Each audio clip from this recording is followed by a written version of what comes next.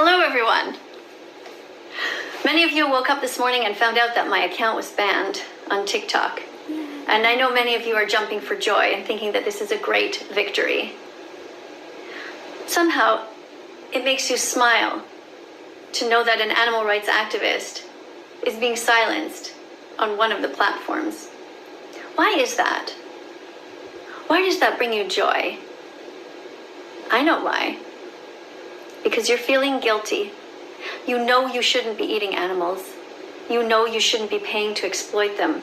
And you cannot look in the mirror and see that in you. You're suffering from cognitive dissonance. You think you're a good person, but on the other hand, you pay people to rape, torture, and murder these innocent animals who never did one single thing wrong to you.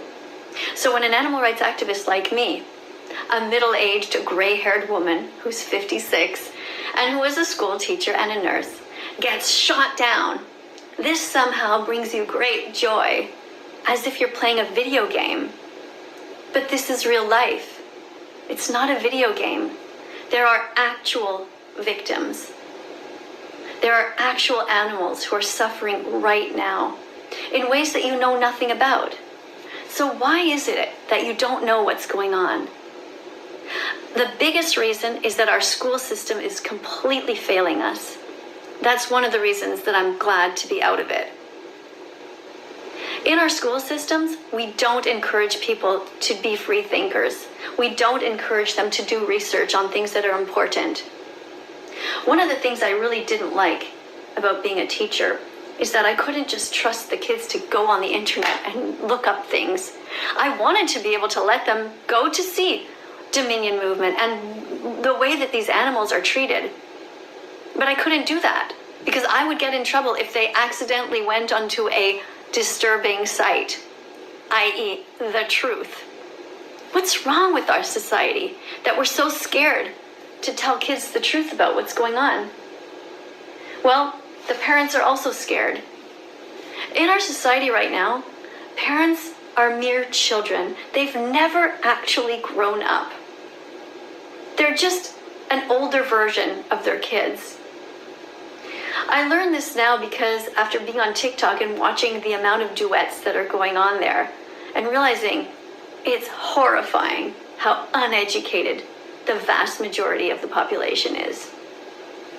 So of course it's normal that they would want to take somebody down who confronts all these different groups of people. See, I've never limited myself with who I talk to about how the animals are treated.